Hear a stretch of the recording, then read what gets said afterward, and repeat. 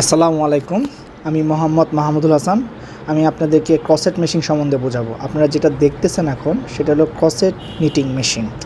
এটাকে knitting purpose বলা হয়, কিন্তু এটা ফ্ল্যাট নিটিং মেশিন। নিটিং মানে আমরা বুঝি রাউন্ড, কিন্তু এটা হবে ফ্ল্যাট নিটিং মেশিন।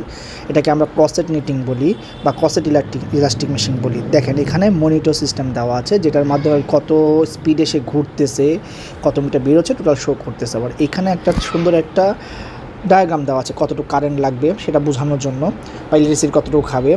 এটা যে বেডটা ঘুরতেছে, এটা ওয়েভটার ওয়ার্পের দিকে ঘুরতেছে জিনিসটা, এবং এটা ঘোরার কারণে এর সুন্দর করে নিটিং অপশন করতেছে, লুপ তৈরি করতেছে। লুপ তৈরি করে স্টেপ বাই স্টেপ এখানে হচ্ছে। এখানে প্রত্যেকটা হেড দেখাচ্ছে, সিঙ্গেল হেড। মাঝখানে যে অংশগুলো সুতাটা নাই তা থাকার কারণে এটা আলাদাভাবে হেডে পরিণত হয়ে গেছে। এখানে আপনারা হেড দেখতে পাচ্ছেন হলো 1 2 3 4 5 6 7 7 এবং 14টা, দুই পাশে 14টা হচ্ছে। কিন্তু প্রোডাকশনটা দেখা যাচ্ছে সামনে দিয়ে বের হওয়ার কথা, কিন্তু এটা সামনে দিয়ে বের হয় না। এগুলো মেশিনের প্রোডাক্টিভিটি বা প্রোডাকশনগুলো পিছনের দিক দিয়ে বের হয়। আমি আপনাদেরকে আস্তে আস্তে দেখাবো। আগে আপনি মেশিনের এটা দেখেন, এই যে পিছনের সাইডটা, যে দিক দিয়ে আপনাদের প্রোডাকশনটা বের হবে, এবং উপর দিয়ে রাবার আর সুতা যাচ্ছে, রাবার যাচ্ছে। এখানে ফিডার ইউজ করা হচ্ছে দুই রকম ফিডার, একটা রাবার ফিডার আর এটা হলো ইয়ার্ন ফিডার।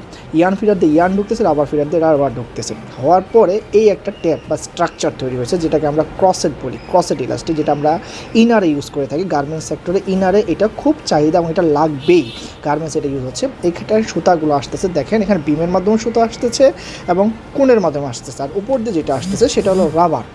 এবং এখানে ক্রিলটা, এই ক্রিলটা 300 ক্রিলের হয়ে থাকে। কাস্টমাইজ কোনো সময় জায়গা কমের কারণে এই ক্রিলটা তারা কমায় নেয়। এমনি এই মেশিনটার জায়গাটা লাগতেছে হলো 20 ফিট বাই 5.5 ফিট, 20 ফিট লেন্থে, 5.5 ফিট হলো উইথে। ওখানে যে আপনি লাইটটা দেখতেছেন ওইটা হলো যখন সুতাটা ছিঁড়ে যাবে মেশিনটার জায়গাতেই অফ হয়ে যাবে, এখন ওখানে একটা লাইট জ্বলবে, যা দূরের থেকে আমরা দেখতে পারবো যে মেশিনটা ব্রেক হয়ে গেছে। তখন ওয়ার্কার এসে নতুন করে সুতাটা লাগাই দিবে, লাগাই দিয়ে মেশিনটা স্টার্ট করবে। এই যে মেশিনটা টোটাল ফ্রন্ট সাইডটা দেখতে এরকম হয়ে থাকে। এটা 3 বারের মেশিন। 3 বার বলতে এখানে 3টা বার আছে, যার মধ্যে আমি ডিজাইনটা করতে পারতেছি প্লেন ইলাস্টিক। এটা ট্রাস্ট